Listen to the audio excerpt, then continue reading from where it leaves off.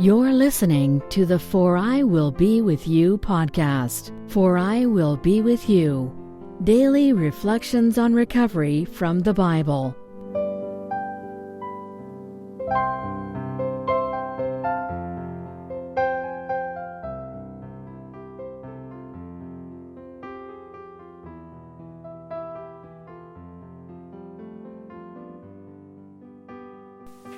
Welcome back to the For I Will Be With You podcast. My name is Boruch. I'm an alcoholic, and I'm your host, as always.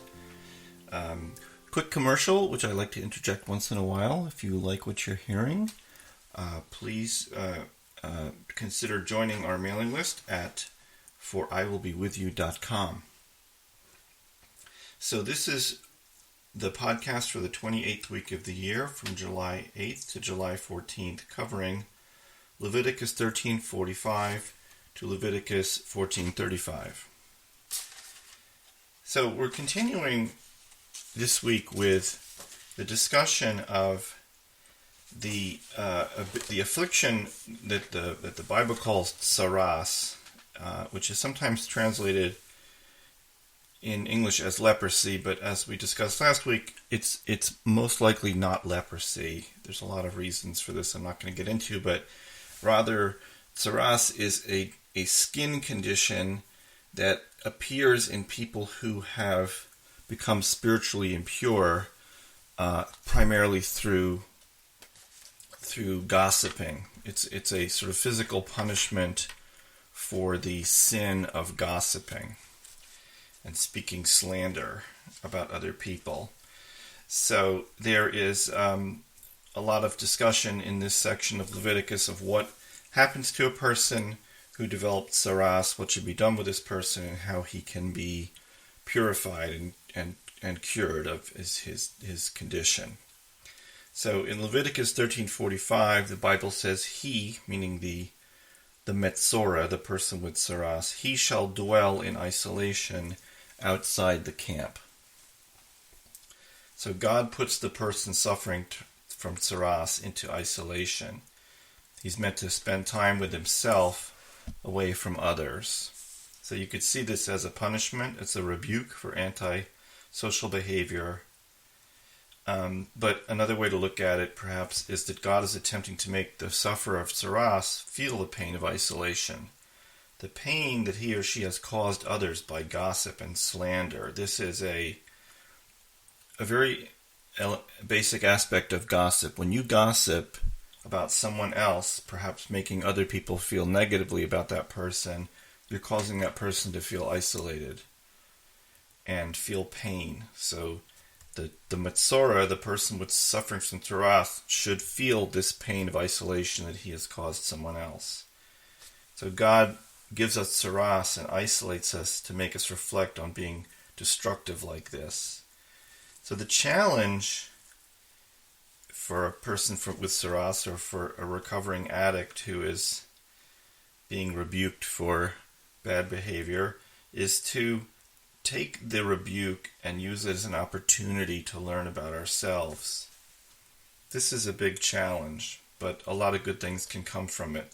As addicts, we're usually self-serving and self-seeking. So we typically respond to rebuke with the denial and rationalization and more acting out, more like, how dare you accuse me of that? I'm going to go have another drink because I'm so shocked that you would accuse me of something so selfish. But maybe this verse can help us think about being positive and constructive to deal with the isolation that's caused by our addictive behaviors.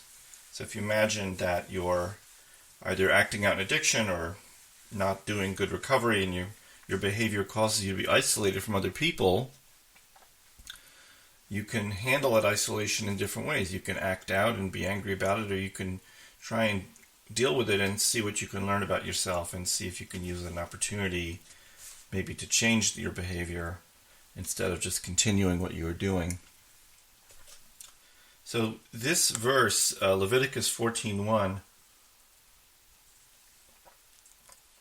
which comes next, says, God spoke to Moses, saying, this shall be the law of the metzora. On the day of his purification he shall be brought to the priest. So you don't go to see a doctor when you have tsaras. You see the priest, because it is a spiritual disease, and therefore it has a spiritual cure, spiritual treatment. The person with tsaras re-enters the camp. The camp meaning, what they're saying here is, you have to imagine the Israelites are camped in the wilderness. A very large group of people, but sort of in a group in the middle of the wilderness. So that's the camp. So if you go outside the camp, you're going out basically into the middle of nowhere. So now the Metzora is coming back. This might sound familiar to us as addicts. After a relapse or a binge, we finally end our isolation and re-enter the world. Yet we're still contaminated. In our case, we might be high or even hungover, or just in a really, really rotten mood. But we're back. Even with a small amount of sober time, we can re-enter the world, but we have to be careful because we're in a fragile state. It helps to acknowledge that the privilege of being back among people is a sign of God's love for us. Like the person recovering from tsaras, we're permitted by God to re-enter the camp, so to speak. God forgives us and gives us a second, third, fourth chance.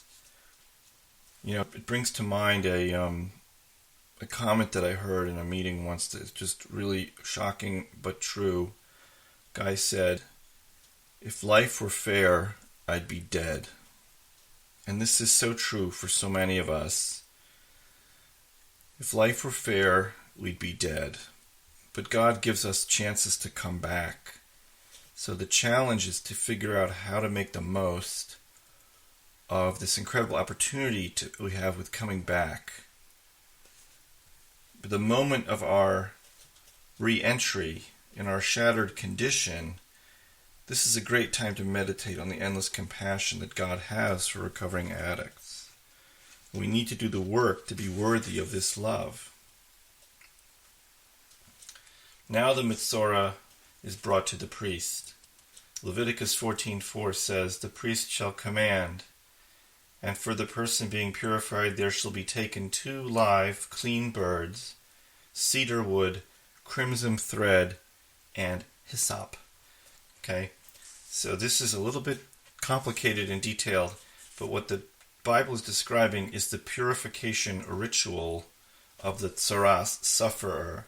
So the ritual involves the sacrifice of 2 birds, 2 animals on the altar, as well as wood, which is burned on the altar, crimson thread, red thread, and a shrub, a plant called hyssop.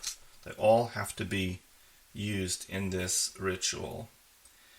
Now, I know this probably sounds a little weird, really you have to bring like a bird and a thread and a special kind of wood and some kind of shrub.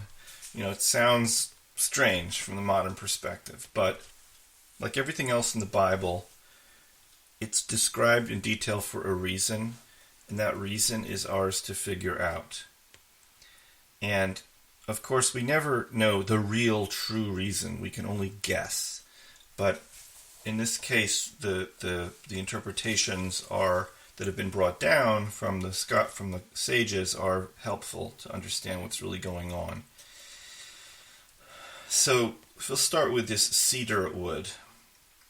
Commentators say that the cedar is a tall tree, like the person with tsaras who made himself seem tall by denigrating others. The cedar tree represents the heights of ego that we can ascend as we act out and disparage our fellows. Right? This is how people who gossip behave. This is also classic alcoholic behavior. I'm going to make myself big and tall by making everybody else seem small. I'm going to say mean things about other people. Although it brings to mind a great joke that I heard. It was told as a joke, but it's really true. In a meeting, a person says, "What's an alcoholic?" An alcoholic is someone who is lying on the sidewalk looking down at everybody. That's really the truth. We think we're making ourselves tall, like the cedar tree, by cutting everybody else down, but we're really just cutting ourselves down. But in in this biblical verse, the person with saras needs to cleanse himself of the spiritual condition that was caused by haughtiness, caused by making himself big at the expense of others. So he brings this wood for the tall tree as part of the redemption ritual. And I think for ourselves in recovery, we need to think about the heights of the cedar tree as we ourselves have, gotten high on our own supply, so to speak, and let our ego drive us to mistreat others. Continuing with this verse, Leviticus 14:4, about bringing 2 live birds, clean birds, cedar wood, crimson thread, and hyssop. Why does the Bible want the Mitzorah to bring birds as part of the sacrifice to atone for tsaras? So one way to look at it is the symbolism is that like a chattering bird, the person with tsaras has been guilty of gossip, like flapping around and telling tales, flying around, tweeting little things in people's ears. This is what a bird does. This is what a person with gossip does. You know that feeling when you've got something juicy to say about someone else and you can't wait to run around and tell everybody. You're acting like a little birdie flying around telling tales. So the bird sacrifice is intended to make this right in spiritual terms. You bring a sacrifice. Again, bringing this idea of sacrifice, you really are the one who should be going up in smoke on the altar for this sin. But you bring the bird as a symbol that you're going to make it right and do better yourself. And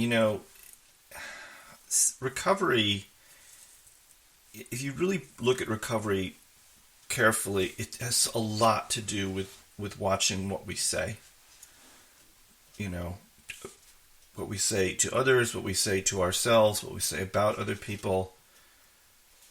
And it's in the traditions and in the statements of the meetings. They say, "Let us not gossip." It's there. It's right in the text of AA for a very important reason. It's very well, AA would not work if meetings and fellowship was all about just running down other people and saying nasty things about other people. And I think that the meetings work because people make a conscious effort to avoid this kind of talk. And I think it's a great testament to how good the program is, and also it's a testament to how difficult this can be for people. So, the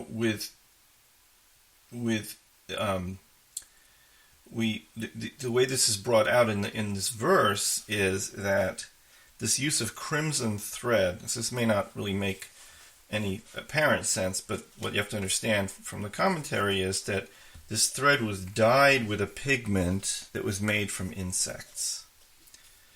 And this insect dye is to remind us, if we're Metzorah, if we have tsaras, we've been gossiping, that we're really like insects, basically. We cease being human beings. We're just like animals. Similarly, this hyssop, which is a plant that grows right on the ground, is meant to remind us that we've become like a ground level, or we're like dirt. We're in the dirt.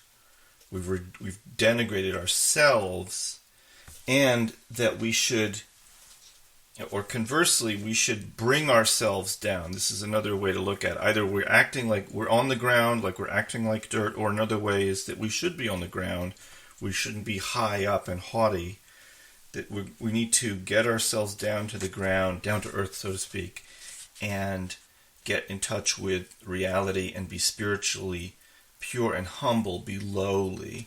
So it's both. It could be either or, whichever one makes more sense to you in recovery.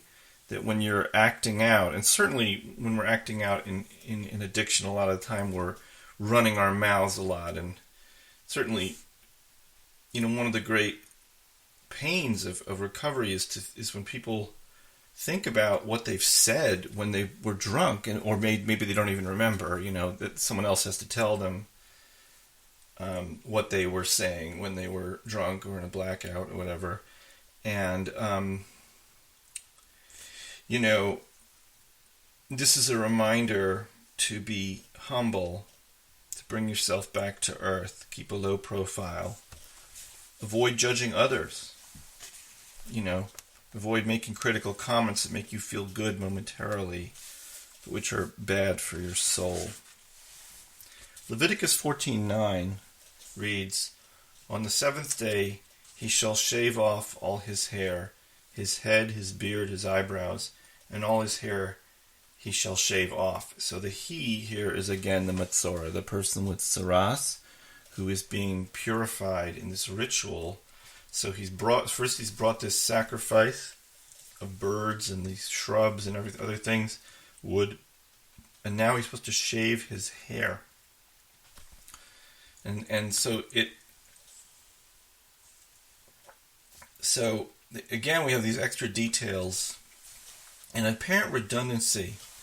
Why does it say he should shave off all his hair, right?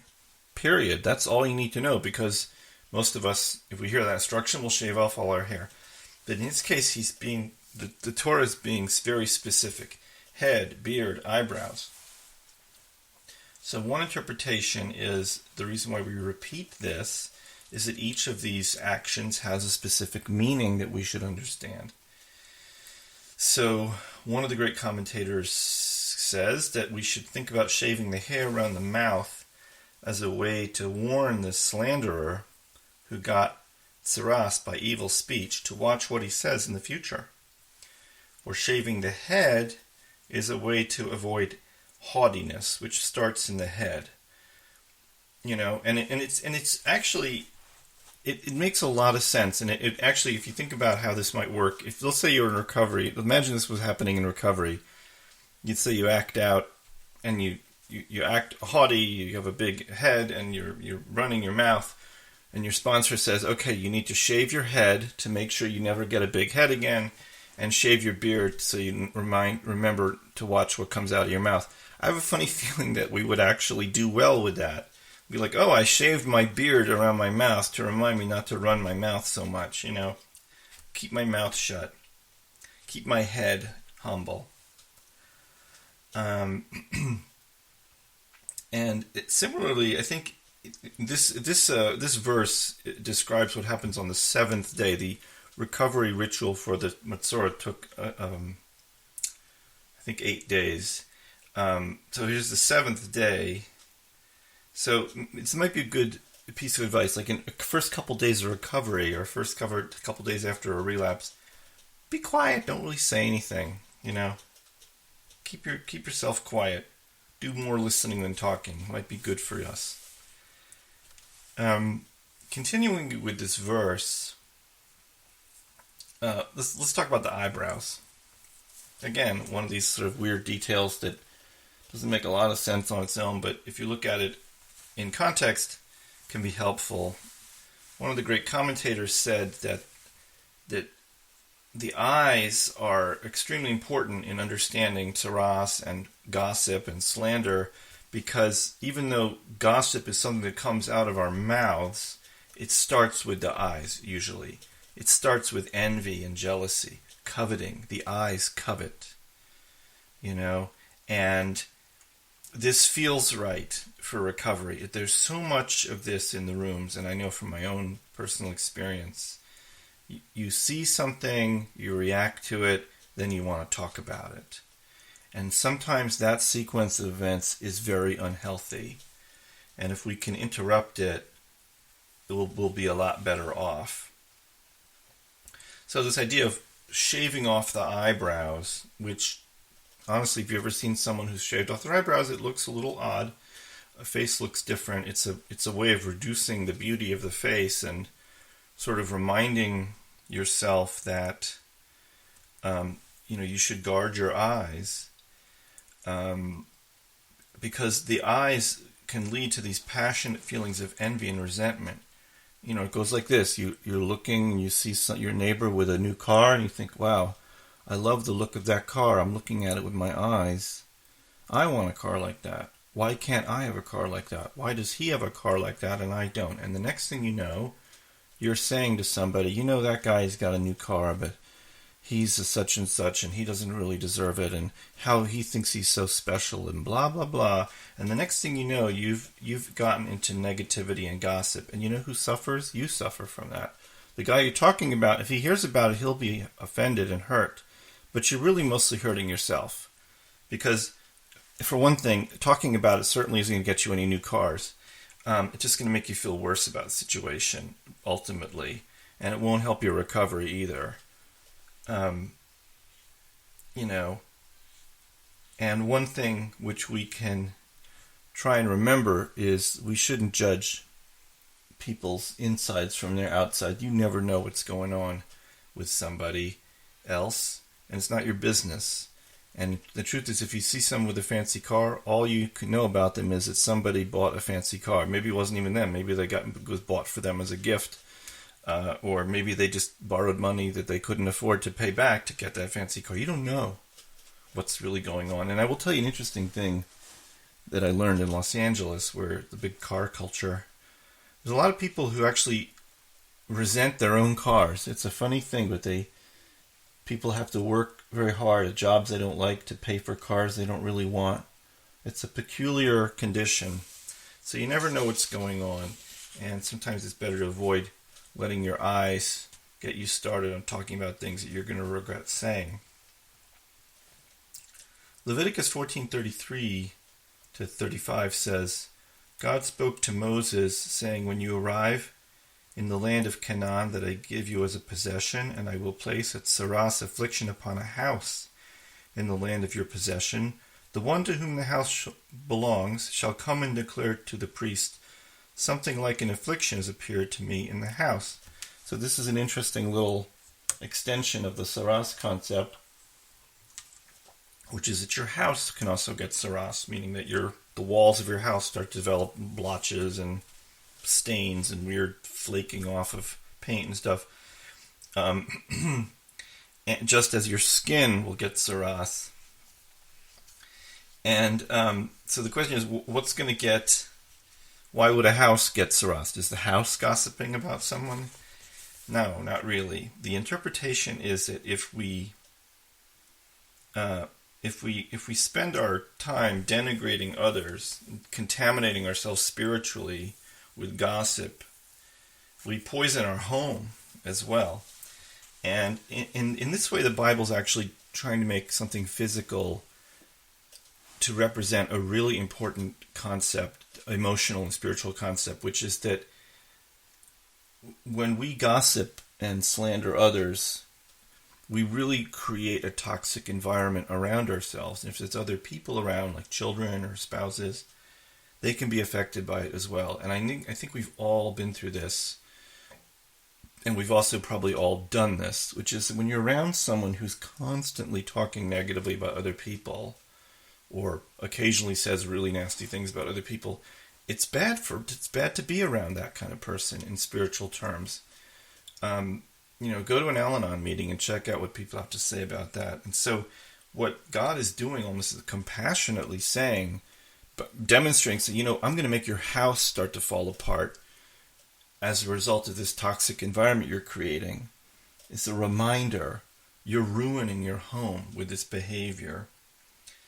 And, if only our walls would do this to us. Today, our modern buildings and walls are impervious to our spiritual impurity. Would almost be a relief if our house would start to fall apart when we started gossiping. It would remind us, I better keep my mouth shut. Certainly would be a sign that things would need to change in your life.